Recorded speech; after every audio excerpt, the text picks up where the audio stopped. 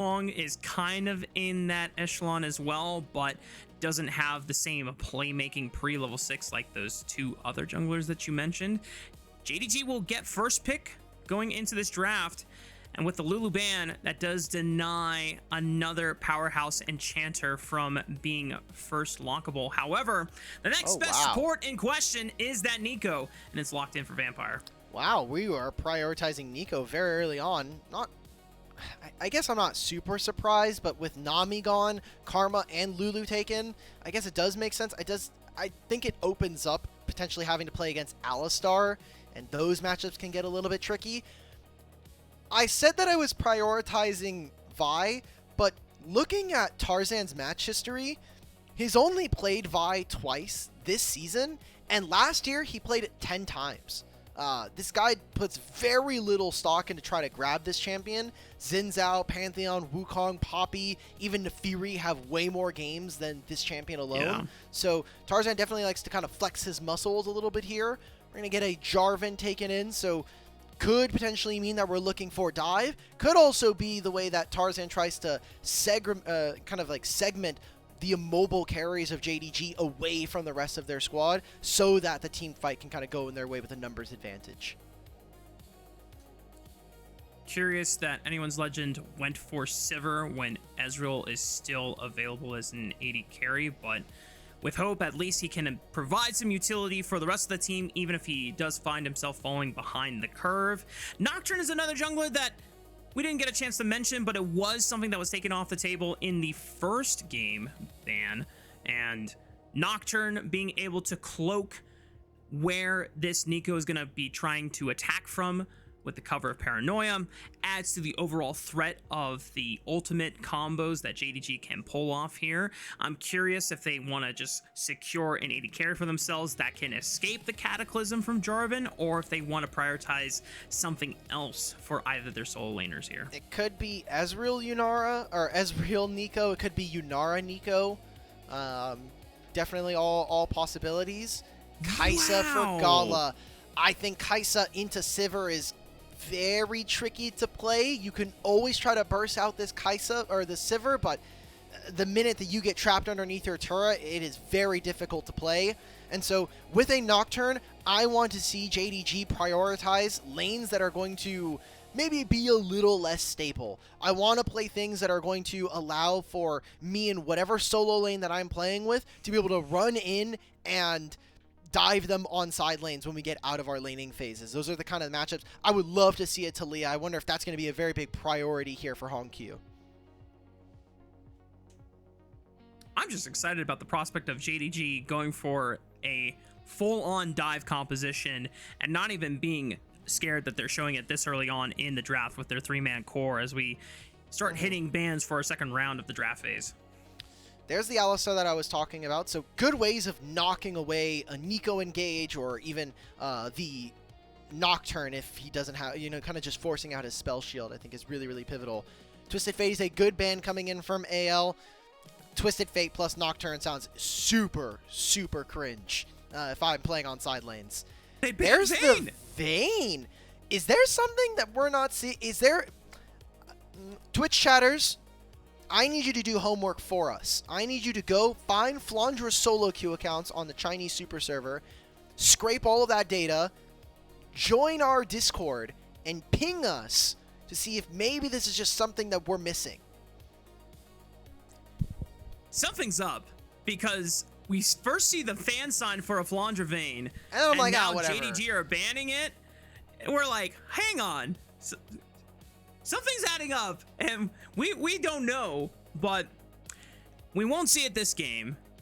And if Anyone's Legend want to treat us to a Flandre Vayne, they are going to have to beat JDG in the second game to at least get us to a game 3. Jace being taken off the board, so at least 2 ranged top laners being taken away from Flandre to try and protect something for Xiaoxu, in which he is probably going to have to blind his top lane pick going into the final 2 picks for JDG. I like Mel. I think taking Mel away from JDG is a really, really strong choice here. Just kind of means what is HongQ going to prioritize. His most played this season has been Ahri. So Ahri Nocturne can be a very devastating combo, especially if you're trying to chase out a champion like Mel on side lanes. We're also giving counterpick to Flandre. What is his pick? Because Jace and Vayne taken away. Again, we're assuming that he's kind of trying to look for some kind of counter matchup versus Xiaoxu. I'm looking at what Flandre has played this season. We have Vladimir, we have the Nefiri like you were mentioning. Gnar is also in those one game played. We've seen Zahan definitely take a bit of a step back after some changes on the patch. Renekton's going to be the blind here for JDG, so I love the way that JDG are going to be able to approach team fights, diving onto side lanes, diving in with this Nocturne and Neeko combo. I think Nocturne turning off the lights and letting Neeko sneak around and find a Pop Blossom can be super impactful in a series like this. I wonder if anyone's Legend were anticipating like an Ornn pick from JDG by taking the Mel, because there wasn't many projectiles you could effectively block or be super concerned about. But now that JDG are slamming this Sylas, obviously the Alistar ultimate is insane value alone. You also get access to Cataclysm, but this would also prevent anyone's Legend for going for something like an Ornn, because you don't want to give over Call of the Forge God. So Flandre might as well go back to the signature, the Rek'Sai top lane. As I've proclaimed many times before, I trust Flandre to be the best Rek'Sai in the world, or at least one of the best pilots of this champion. I know that there's players over in LCK that also have a mean Rek'Sai, but I'm sorry, Mark. Come on, that 5-man Rek'Sai knockup back in Split 1 was just such gas that I had to say it. Yeah. I just, as much as I want to be the big LPL rep, I have seen too many keen Rek'Sai games. That guy's a freak. So. Alright, explosive comp here from JDG. I like how they can play to sides really easily. Like, even if Kai'Sa is stuck underneath her turret, if they fight in River, Killer Instinct, boom. Suddenly, there's a numbers advantage. And again, Sylas taking away Alistar ultimate and Jarvan ultimate, and even later on in the game, if he's already taken those two, he can grab Rek'Sai and Farm Alarm, boom, snap in, grab someone from AL. AL, I think, have a really strong front to back, and they have so many ways of stopping JDG from moving forward, but the form in which they've shown us this season, and even in that game number 1, makes me have a little bit of doubt. And I'm even more excited for JDG to show continuous signs of confidence and boldness going into anyone's Legend, who used to be our undisputed top 2 team in the league. Let's see how it all unfolds as we hit Summoner's Rift for Game 2 between anyone's Legend and JDG.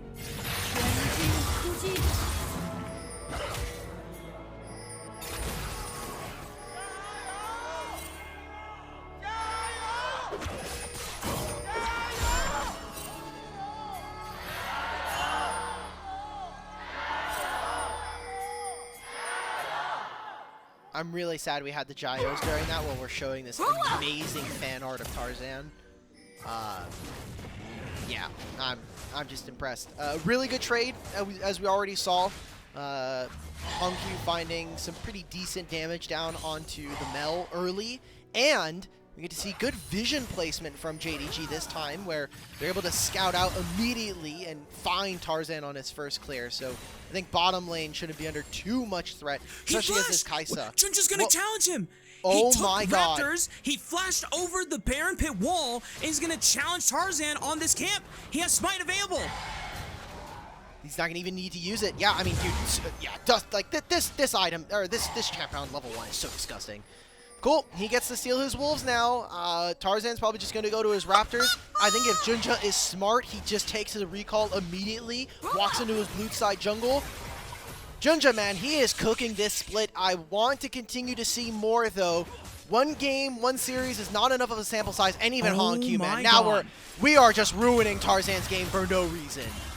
HongQ might have to burn Flash to get out of this situation, though. We take those. We take those. I do not care. We're down 2 flashes at 2 minutes, but we're up 600 gold. Look away from the funny number. Even my producer is laughing. Stop. You guys are children. Dude, is this the same JunJia that we saw in Split 1? I feel like there's a different player at his PC, because Check him PC. He's not normally like this. Check him PC type shit, bro. Like, man, we have JunJia, who in split 1 was getting ran and getting invaded on by a lot of our aggressive junglers from the regular season just a few months ago. And it looked like JunJia was uneasy or a little bit nervous and not necessarily playing at his full form, but this is a confidence from JunJia that is what made the CFO roster so damn fun to watch last year. Tarzan now trying to inspect and see what's going on, or what the hell was JunJia's pathing even. At least we'll drop a ward for those respawn raptors that might come up here. At the end of the day, JunJia finds himself yet again in a decent camp advantage over Tarzan. I really like this this new feature that we've been seeing from the global HUD of just getting to see what skins each of the players are taking. Unfortunately, Tarzan, you will continue to be homeless this game. I did not know that there is no Chinese equivalent of saying cosplay, at least not like in its direct form. Really? Yeah, we just saw the super cosplay Nico come up, and it was just like text, text, text, cosplay, text, text. I was like, oh, okay, cool, interesting. Yeah, that's pretty bad though for Tarzan. Just getting the timer for the respawn raptors. He's like, okay, cool, I can invade. Shanks, can you try to lean onto my side? He's like, yeah, sure, whatever. And then you hit the Scryer's Bloom, and JunJia's already almost level 5, and he's like, nope, those are mine. You're 5 jungle treats down. Oh my days, bro. Get me out. Jungle gap. Holy. I mean, also credit to HongQ willing to burn some of his laning phase advantage. Dude, Kael has to come over because Tarzan's probably talking to him. I was like, listen, man, these guys are freaking psychos. They might be invading on my second raptor camps. I don't know, but I need help. We have all been in those lobbies where the jungler gets paranoid.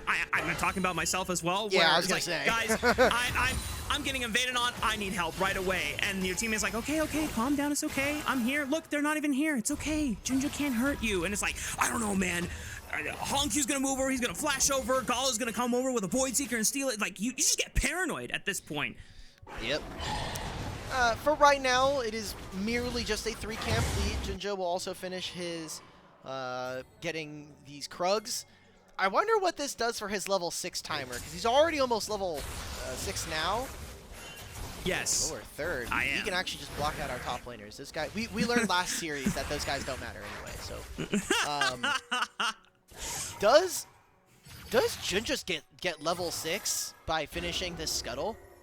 I think it's close, but he also gets his upgraded smite. This is for sure him getting the dragon afterwards, even with this massive bot wave that's gonna crash. Mm-hmm. Gonna clear out the control ward in the dragon pit to continue blanketing the vision that anyone's legend has available to them. Overall, past this river line, they see absolutely nothing.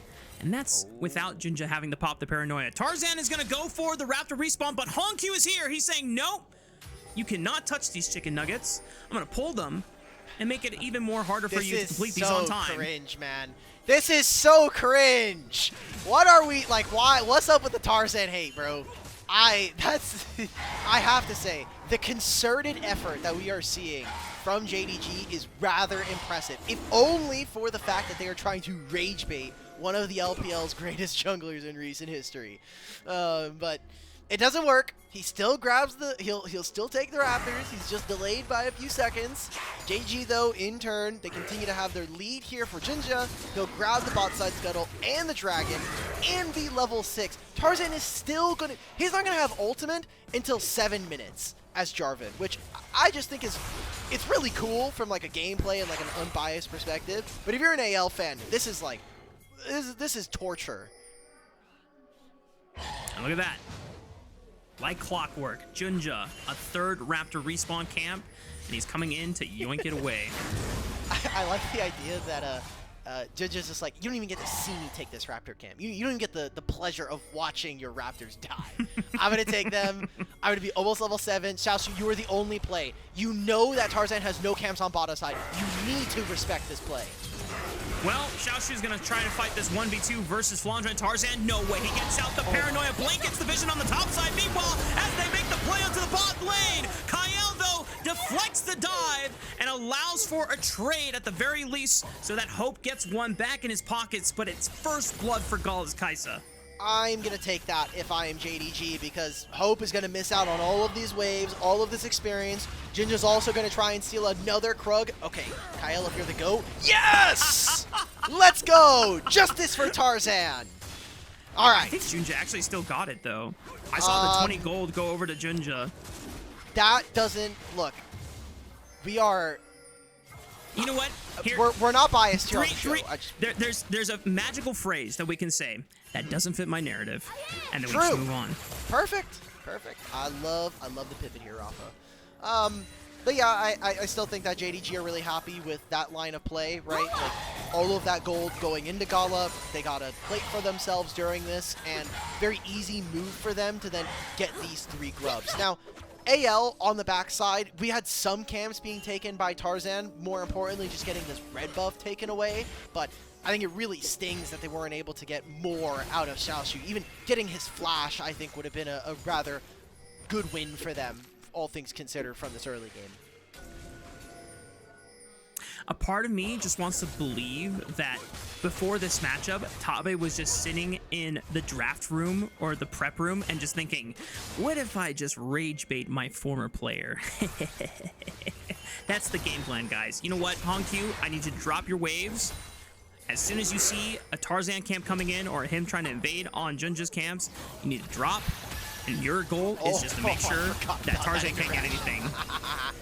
Oh boy, I forgot about rebuttal meeting versus. He's invading for blue buff. Sorry, brother. For it. Barrier popped by Gala so he can maintain health advantage. Tarzan pushed back into the river. The blue buff does reset. They have a control ward on that banana brush, so Tarzan can at least be safe here for now.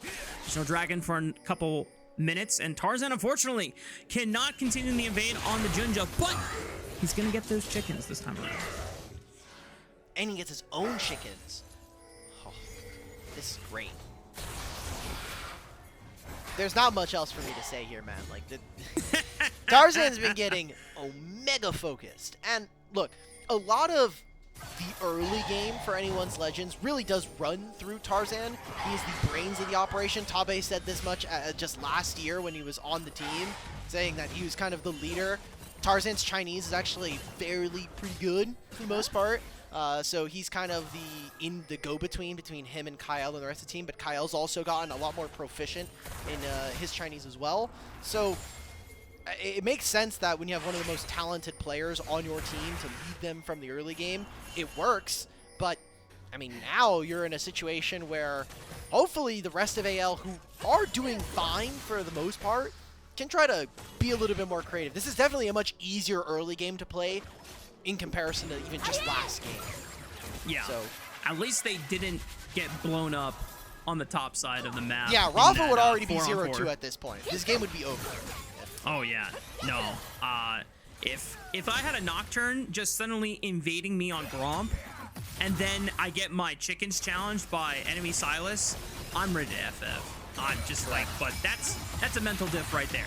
And there's a reason why Tarzan has been considered one of the best players in the LPL. He's got to lock in the mental, but still, this has been definitely cyberbullying from JDG. Tarzan can't even defend the vision control in his own damn jungle without HongQ and JunJia coming over ready to wreak havoc. So, let's move away from the bullying Tarzan propaganda that is currently being excised by JDG and talk about what AL are getting for this, right? So, they're down 500 gold, and partially some of that is due to the bot lane plays that we saw a while ago, but HongQ is dropping a fair amount of gold to make some of this work right now. He's also going for a Rod of Ages, so he's not going to be incredibly tanky. We saw a teleport here from Kael. I wonder if, because Kael had to cross through mid lane with his TP, does JDG know that they're going for this dive? He made his movement up towards top. He's going to stop even going for this, so Xiaoxu has to either live or make a masterful play. Popping the Dominus early, he flashes over the headbutt pulverized combo. Paranoia makes everything. Oh! Four-man bomb blossom, are you kidding me? This is the power of Pigeon Dog Gaming, and the Pandas have been absolutely outplayed. Well, that's the game. ladies and gentlemen, that right there is JDG closing this one out very easy at 13 minutes. I mean, that was a masterful response. I thought it was going to be Xiaoxu who was going to maybe hit a 1v4, maybe hits a clip for us in the style of some of our great top laners on Renekton, but it did not matter. Maybe HongQ wasn't there on time, but you had the paranoia, the pop boss, and we talked about this from draft. Well, look at this again. Look at how tight this timing is. Dominus popped, gets all of this healing with the empowered Q, and because Vampire is not able to be seen, sets up the Pop Blossom like that underneath the turret. It doesn't matter that you have an Alistar here to try to counter for them. Sivir and Alistar die immediately, and then Tarzan also has to pay the ultimate price. AL coaching staff lounging, getting excited. Coach Zoom, Tabe, the rest of the guys feeling super ecstatic for what has been an incredible first 2 games here. The early game, I think, really led by JunJia, and I mean, this play by itself basically was single-handedly winning them the early game. Yeah. 3.2k gold lead at 13 minutes is really damn strong.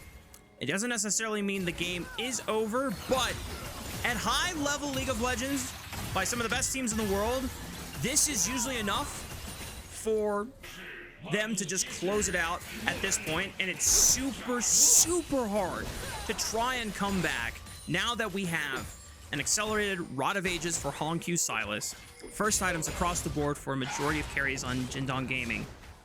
Yes, Anyone's Legend also have their items on board as well, but you have to think about tier 2 boots are going to come in online. JDG are going to get accelerated on their second items as well. So by the time we get to third Here we Drake, go. Vampire might be caught here. Kael is leading the charge. Okay, great response from Anyone's Legend. They find one back, but JunJia is pushing out Hope and just solos him right before he can get to the safety of his tier 1 turret. Flandre now in the thick of it all, trying to see if he can buy some space for the rest of his team, but Kael's gone. Flandre's gonna be next. He gets a tunnel, gets out and away from danger, but JDG continue running the rift despite Anyone's Legend forcing the fight there first. I mean, Jindong Gaming, not only are they winning the early game when it comes to just tracking Tarzan, getting resources away from him, they win that top side dive against them, but they also have 2 dragons at the same time, so they're getting all the objectives. I think the idea of trying to find Vampire here is really sound. Look at who's hitting him, Tarzan, Sivir, but this Nocturnal forces Hope away, and then all the damage is gone at this point. I mean, even Shanks, try as he might on this Mel, with the range that he has and the execution power of Mel Medarda, it doesn't matter. He's hitting over a wall, super tanky targets already coming on through with this Renekton as well. That was an amazing attempt coming in from AL, but JDG are just that much better at this part of the game, and especially with the lead that they have. If Flandre gets solo killed in this solo kill, like the game is now just ruined at this point. What can AL do outside of a miracle to come back from this point? Yeah, the Pandas are definitely scrambling just to get any type of advantage back in their favor, and they are, once again, finding themselves to be in places and situations where they are making errors and mistakes, tripping over themselves. We talked about this. When Anyone's Legend don't have an advantage, especially when it's not through Tarzan, they scramble to try and just flip fights to get back into the game because they don't feel like, or at least they haven't shown the consistency to try and just cross map and look for advantages. Now, so if that's a reflection of that, go for it. Oh, the Dominus healing. Xiaoxu. See, this is why I was saying this brother on Renekton and Cassante, unmatched. I think he's some of the best here in the league. And into this Rek'Sai, that was supposed to be a counter. That was a turret shot taken by Flandre, but still, really impressive there.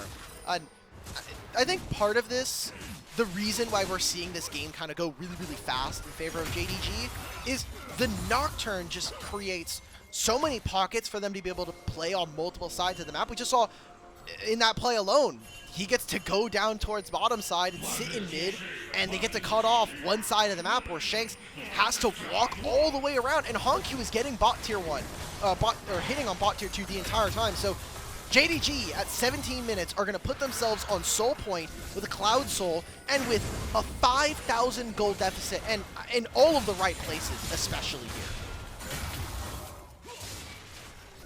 Tarzan may be able to force off HongQ for now, but he's gonna back off. Will not try and challenge Ego on that top side. Hope is giving space for this 3-man core from JDG, who get some plates back for themselves. Tarzan trying to fish to see if anyone steps up and can get punished here. Still a 5,000 gold advantage for JDG, and a few minutes away for that Cloud Soul to spawn. Trying to look for answers for anyone's legend here, as Tarzan not able to take away any of these Raptor camps as well. Because like we said before, second items are going to come online fast for JDG. Gala already has his second item since he has yet to complete his tier 2 boots, which now has available. I don't know when anyone's legend can find like an advantageous fight. Definitely not 5-on-5. Nope. It's time to go croc hunting. It's time for us to get these shutdowns. I don't care if it's on the HongQ or Xiaoxu. If it's on the JunJia, then it kind of feels personal, I won't lie, but considering what has happened in this game, I think nothing is off limits at this point. Them brothers are reaching over. We're taking everything for them. We need to get something if you are AL. If you can get one of these shutdowns, it won't close the gold gap, but I think it'll just buy them time to breathe. That's I think the most important part of this game, is that I don't think that AL in the majority of this game have had time to really take a second, stop what JDG are doing, and kind of dictate what they want to happen on the map. It has been a lot of really quick punches to kind of disorient AL. I think if they can find HongQ on side here, it's good. It seems like they just want to play around mid and, more importantly, protect the entrance into bot side jungle so that Mel can pick up a few more plates in this wave.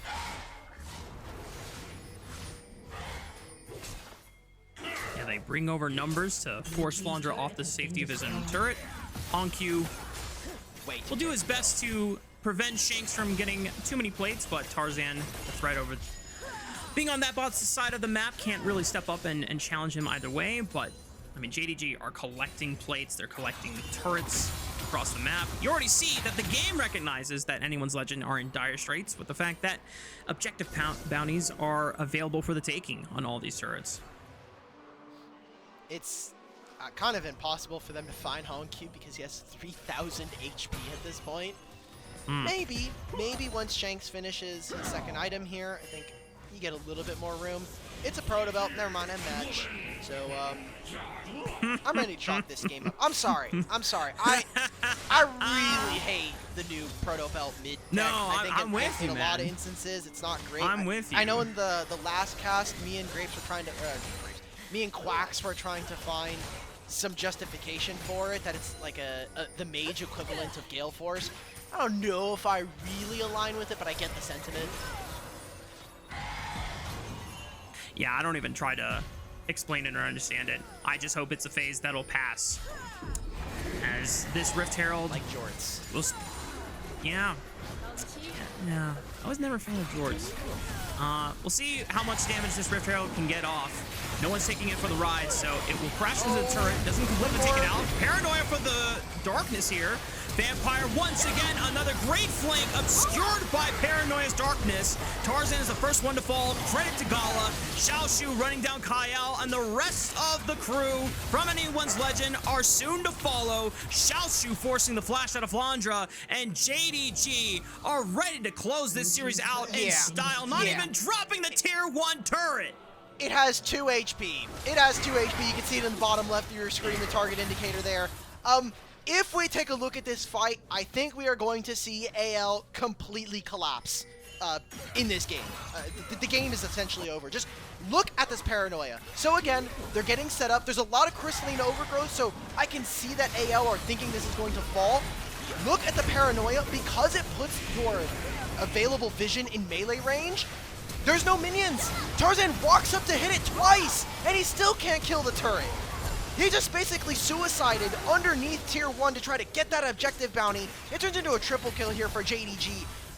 And that's the game. JDG are way too far ahead. The early game tracking of Tarzan, and then just the consistent body blows that they were able to deliver against the Pandas.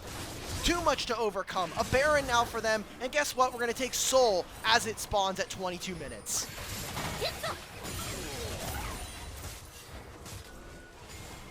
This is masterclass from JDG. Beautiful. This is some damn good League of Legends, man. And even if it might be a sweep coming in from JDG at this rate, and what both me and Alk were potentially hoping for, a back-to-back full 3-game series banger, I'm totally happy with this, because I had so much hope for JDG and their potential ceiling ever since the off-season confirmed that this roster was coming together. I remember putting out a very bold take that they had won the off-season and that this team was destined for at least returning to the international stage again and winning an LPL championship. They've already done the first part in going to first stand, and now all that awaits them is a split championship. You and Jay Beto both really hyped about this. I mean, to be fair, Gala kind of held up a lot of the offseason. He was unconfirmed if he was going to stay with Invictus Gaming, and then when JDG acquired him, it kind of threw a lot of IG's own individual plans, that and the potential return of the Shy at the same time with Rookie. So they also had to do a little bit of a rebuild themselves, but Gala was kind of one of the big signings that determined where the rest of some of the other orgs here in the LPL were going to move. So glad to see that he's finding success as a legendary AD carry of this league, and JDG just really smart roster. But I mean, they got the money, right? There's a reason why it's JDG Intel. they got the bag. I remember one of the fans from the LPL community asked me, like, Rafa, why did anyone's legend let go of Tabe? Like, I don't think they let go of Tabe. I think JDG bought out Tabe. I think Tabe may have collected a big fat bag straight to the forehead, and he was like, "Hey man, yes sir, deserves it. Thank you. Yep, deserved for his results." All right, Tarzan I don't wants to be think this engaged on the HongQ, but anything. he takes the Alistar ultimate, so there's no one that can kill this Silas as JunJia and crew dive past the tier 2 turret without even taking it down, because they want to eliminate every last panda from Summoner's Rift before they close out this series. They're going to shift on over to the mid wave. There's low health bars on the majority of members here from JDG, so they might not be able to take out the base in full, but they're definitely getting an inhibitor turret on the next wave. Oh yeah, and guess what? They'll even be able to move bot lane. They'll grab some more plates. HongQ? HongQ. Oh. Okay. Well, wait a minute. I guess we will not get the inhibitor turret today. Oh no, Flandre's dead. In the arms of an angel. Oh, Flandre, no! Oh, look, he didn't know. In his defense, he did not know that Xiaoxu was there, nor that Vampire was also going to be in this area. I, quite rudely, I will ask, or I will say, cut you off during the start of this play. I thought the Paranoia was just there so they could pick the turret, but I think JDG know we have more than enough gold, more than enough of an advantage to kind of just walk past the turret, and we could play between that and the inhibitor turret. So I thought it was merely an aura ultimate, just to guarantee the turret, but they decide we are going to kill 4 members instead. 14,000 gold lead at 26 minutes. I mean, this is just an embarrassment now. JDG is spanking AL across their knee, and I'm here for it, if only for the fact that I think that having more competitive teams at the top of the table makes LPL more interesting. I wish it was more, back and forth, but the manner in which JDG are doing it, I think what I have missed from LPL, and I think some of the other fans, longtime fans of LPL have missed, is having one clear favorite of the league. AL were good last year, but they would get contested at times by different teams. Yeah. This kind of hopefully makes it a top 2 race in the league, or maybe even a top 1, considering there's history. But I love seeing clearly the best of the best here in the LPL. I mean, let's take a look at the entire scope of Split 2 regular season so far, because obviously Top Esports' first series was a little Monka W. They got shafted by IG. Jackie Love in particular having a very, very poor series, but then Top Esports bounced back, and now they look like they're in an overall better spot, if not a more competitive state of things. Yeah, I mean, TN woke up, bro. Yeah. Nah. When Tien wakes up, I feel like out of the past like few split metas we've had, this is definitely one that thrives for Tien right now, just being super aggressive and being able to constantly invade and fight for jungle priority, which did not expect JunJia to be able to step up to the plate on and shift his playstyle towards, but this kind of commitment from JDG to not only play for JunJia, but then for JunJia to also be the bold, aggressive jungler, contesting camps and counter jungling. It doesn't matter about efficient power clearing as long as you are staying ahead of the enemy jungler. Can we stop spamming Durex ads, please? We just had 2 of them back to back. All right, Elder Dragon. It is a 15,000 gold difference. If AL win this fight, somehow, by the way, they are down like 2 or 3 levels in every single position. This is the only way. Here comes the flank. JunJia might get dropped first, but he's got a GA, and Vampire only hits 1. Nice by Kael to at least punt him away, but that's the best that he can do. For the rest of anyone's legend are still getting run down all the same. Tarzan still making the full retreat, might be able to live to see another day as Flandre gets flashed on by Xiaoxu trying to chase him. Vampire looks for Tarzan, quick sidestep by the Jarvan. I mean, he's definitely dancing around them, but that's the best that he can try and get. Maybe still manage a little bit of his pride as the rest of his base is about to crumble before his eyes. And JDG will find their first series win back from first stand here in split number 2.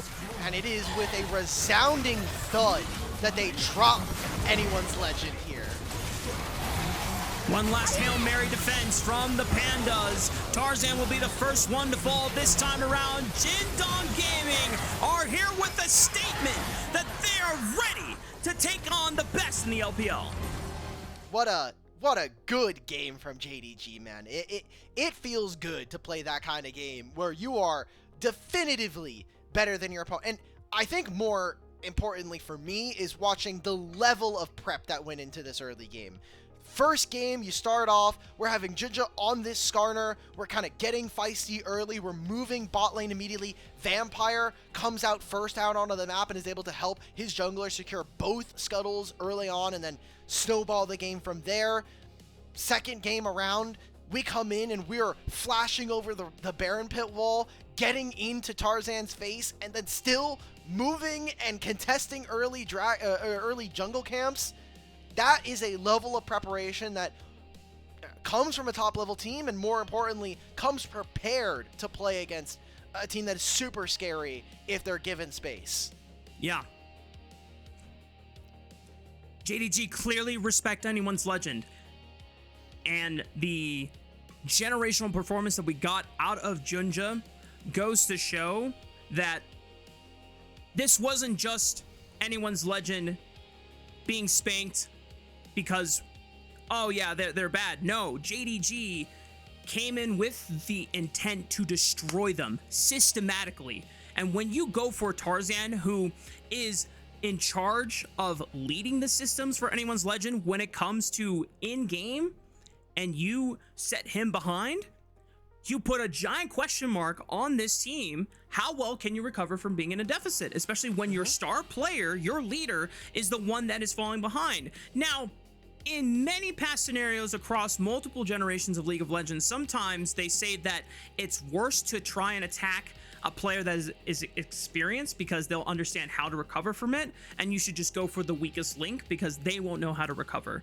But I think in this instance, JDG show how effective it is, because if Tarzan can't get a lead, then the rest of the team doesn't know what to do to bail him out of it and put him back in a position where he can confidently lead them back into a winning state. It also doesn't help that they lost a majority of their lanes, right? Like, even you go back to game number 1, Flandre gets roamed on, dies. Xiaoxu's now up like 1,000 gold, but then he eventually makes that even more with getting those turret plates and the tier 2 turret in top lane. This game took the counter matchup of the Rek'Sai into Renekton, really didn't do all that much. I think Rek'Sai's big strength is that when you get into 5-on-5s, her mobility to dive in and out of fights with her tunnels and then show up on the backline, boom, snap, you immediately get a knock-up, and the execute that's there with Titanic Hydra. We didn't see that. Ends up actually getting solo killed by the Renekton. Yeah. And then the dive topside was just beautiful from JDG. Heartbreaking if you are an AL fan. It sucks for Tarzan because, yes, there was a ton of focus put into him. But then if I'm Tarzan and I'm pressing tab and it's like, okay, jungle is obviously coming a lot to me, but you guys are not also generating enough. I think Shanks is probably the only, like, innocent victim here in this whole ordeal. A lot of the game kind of happened to his side lanes and not necessarily to him. I don't know. It's an impossible game to play from really anybody. It's one of those situations where in obviously the first game, what can you do? You brought a 4-man squad against their 4-man squad and they just got mogged, like straight up. And from that point on, it's like, okay, well, I guess we cannot commit multiple players if they're gonna be able to match us on every turn. So now we just have to resort to cross mapping or overloading. But the second game, I don't want to say that Shanks was at fault because this was such a weird scenario for anyone's legend to be in, because this is not one that is super common, and especially not by any other teams other than the top dogs in the LPL right now and BLG, who kind of pioneered this super aggressive playstyle at first stand. But when Shanks or HongQ comes over to the Raptor wall, pushes your jungler off, and then flashes just to get back to lane and doesn't die, Shanks has to be able to generate some kind of meaningful advantage to then leverage that into finding a window. But I know it's hard. I know it's hard because, first of all, he's playing Mel, so not really a champion that can be used effectively to find a good roam timer. And at best, he got like a 20 CS advantage over HongQ. So it's like, okay, well, he got a CS lead, but does that really resolve the travesty your Jarvan had to go through in the first few minutes of the game? Yeah, I mean, I just don't know if I can really say anything about Shanks here in this game, because you're playing Mel, and even if we kind of like extract what we can from playing Mel, Silas just has 2 dashes in his kit, plus his flash. There's no way that Mel gets there that fast in comparison to his opponent. So, yeah, and I think it's made even worse by the fact that, all right, enemy mid is contesting me on my Raptors. I go to his Raptors. Enemy mid is dropping a wave and then pulls the Raptors anyway, and just, yeah, there's a lot going on there. We didn't get to do anything around the grubs. We didn't really get to push on one side. We didn't like the one overload play we did. I really feel strongly that if they had made that play onto Xiaoxu and we don't see an utter collapse from AL, that game is significantly more playable. But from that point on, it's kind of just over. Like that's a moment. We kind of always joke about it. If you're a broadcaster, it's like, okay, you get into a scrim, that happens, cool, remake, we're done. Yep, the game's over. FF. Yeah, instantaneously. And it's really well played by JDG. I want to take nothing away from them. It's just unfortunate if you are an AL fan that that's the way in which it happens. Yeah. And I don't even like hate the dive attempt from anyone's legend, because they had the deep control ward set up for Kael, who took Unsealed Spellbook, so he could TP there to get there early. And I guess the only thing I could fault for AL there is that they just didn't do it fast enough. They couldn't pull it off fast enough, because the teleport happens and it takes like another full minion wave, so like 25-30 seconds before both he and Tarzan are in position to set up that dive. And props to JDG. I don't know if they saw the TP or they just had information that like, oh yeah, they're probably looking for a dive on top side. And if they didn't see it, but they just read the map state like that, then that's even more exciting for JDG. Just be like, holy moly, they are super locked in. But that being said, we got the end of our series after that sweep. So let's take a look at the standings to see where everything lines up afterwards. JDG, like you called it, Alk, pick up their first series win of the split. So that now puts them, I think it should put them at one They're one. 1-1 right now. Yeah. Yeah. They're 1-1 right now. I was gonna say there's no way that NIP and JDG are tied. That is not a world I want to live in, personally. Nope.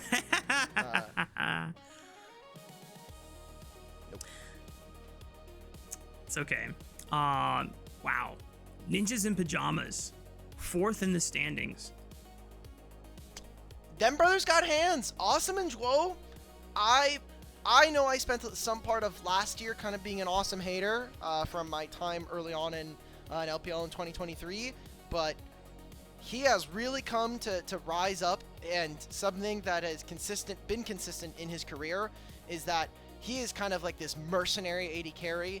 He's very rarely had time to kind of plant his feet and be on an org for a very long time outside of Rare Adam, where he had 2 years, but every time he's joined a team, it's felt like he has an immediate burst of like at least high enough skill level that he can bring that team some level of success. It's just about the pieces around him to kind of tie it all together and get them across the finish line. So I'm really excited for what NIP can do. They've been, I think, the most surprising team in this group by far, especially for how some of their games have really turned out.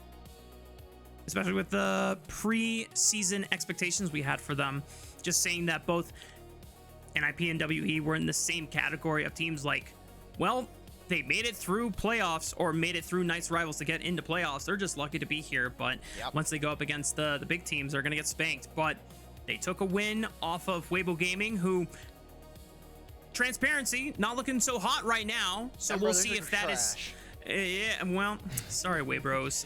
Your team is looking a little sus at the moment, and Arha might need to hit the practice tool to get the timing on those Encore flashes nailed down before he picks that champion again. But that is the end of our show, y'all. So we want to give a very, very huge shout out to, of course, everyone that came in for the chat. We're gonna get the pog. We're gonna get the pog, and then you're allowed to do your read. All right. Okay.